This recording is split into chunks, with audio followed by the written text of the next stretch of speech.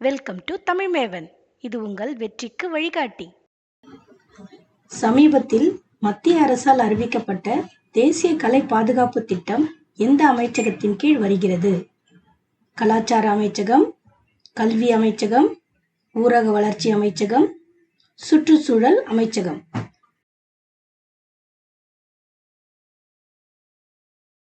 சரியான விடை கலாச்சார அமைச்சகம்.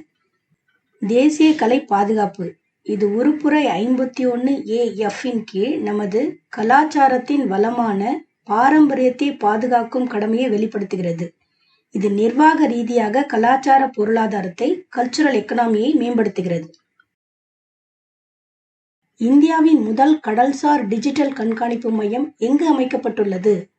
சென்னை, கொச்சி, விசாகப்பட்டினம், மும்பை.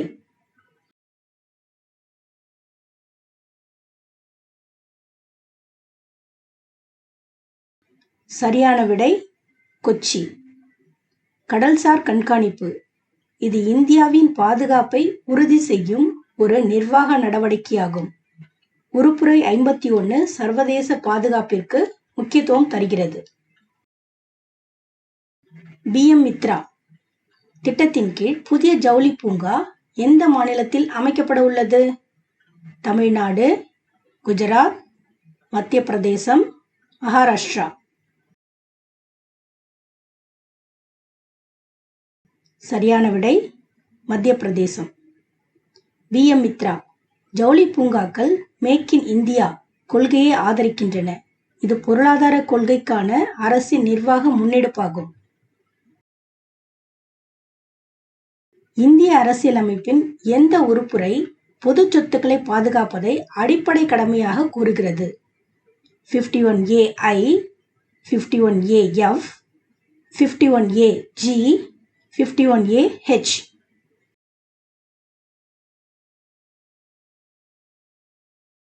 சரியான விடை 51A(I).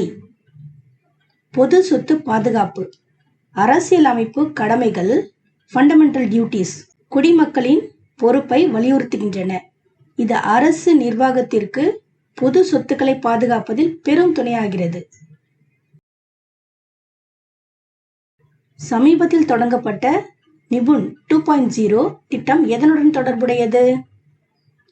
தொழிலாளர் திறன் மேம்பாடு, ஆரம்ப கல்வி, விவசாய தொழில்நுட்பம், சுகாதார சேவை.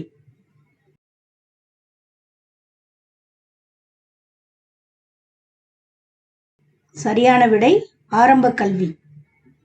நிபுண் 2.0 கல்வி என்பது உருப்புரை 21A ஆரம்ப கல்வியில் தரமான கற்றலை உறுதி செய்வது அரசின் சமூக நிர்வாகத்தின் வெற்றி.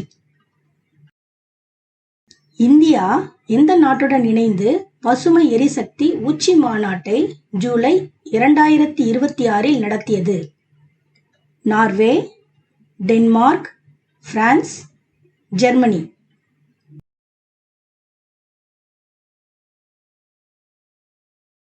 சரியான விடை டென்மார்க். பசுமை எரிசக்தி சர்வதேச உடன்படிக்கைகள் மற்றும் காலநிலை மாற்றம் குறித்த விழிப்புணர்வு சுற்றுச்சூழல் பாதுகாப்பிற்கான அரசின் கடமை. மாநில தேர்தல் ஆணையர் நியமனம் குறித்த அதிகாரம் யாருக்கு உண்டு? முதலமைச்சர், ஆளுநர், குடியரசுத் தலைவர், தலைமை தேர்தல் ஆணையர்.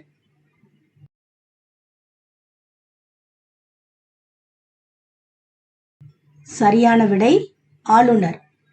அரசியலமைப்பு பிரிவு இந்திய அரசியலமைப்பின் பிரிவு 243K பஞ்சாயத்துகள் மற்றும் 243ZA நகராட்சிகள் ஆகியவற்றின் கீழ் மாநில தேர்தல் ஆணையரை ஆளுநரே நியமிக்கிறார் என்பது தெளிவாக குறிப்பிடப்பட்டுள்ளது. இந்தியாவின் முதல் செயற்கைக்கோள் அடிப்படையிலான ரயில் கண்காணிப்பு முறை சோதிக்கப்பட்ட பாதை எது?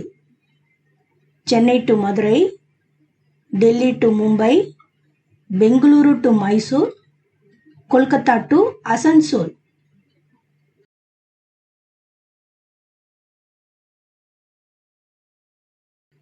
சரியான விடை பெங்களூரு டு மைசூர்.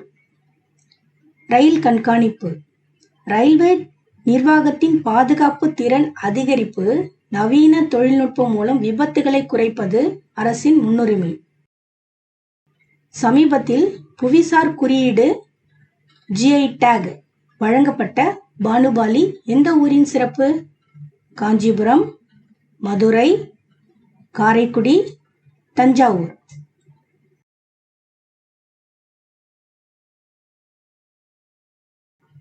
சரியான விடை காரைக்குடி. GI டேக் இது உள்ளூர் பொருளாதாரத்தை ஊக்குவிக்கிறது. அறிவுசார் சொத்துரிமை மூலம் கலாச்சார அடையாளங்களை பாதுகாப்பது நிர்வாக சீர்திருத்தமாகும். தேசிய பேரிடர் மேலாண்மை ஆணையத்தின் தலைவராக செயல்படுபவர் யார்? குடியரசுத் தலைவர், பிரதமர், உள்துறை அமைச்சர், பேரிடர் மேலாண்மை துறை அமைச்சர்.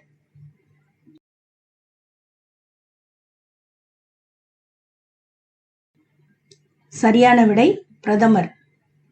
தேசிய பேரிடர் மேலாண்மை பிரதமர் தலைமையில் இக்குழு செயல்படுவது நாட்டின் பேரிடர் மேலாண்மையில் மையப்படுத்தப்பட்ட நிர்வாகத்தின் வலிமையை உணர்த்துகிறது.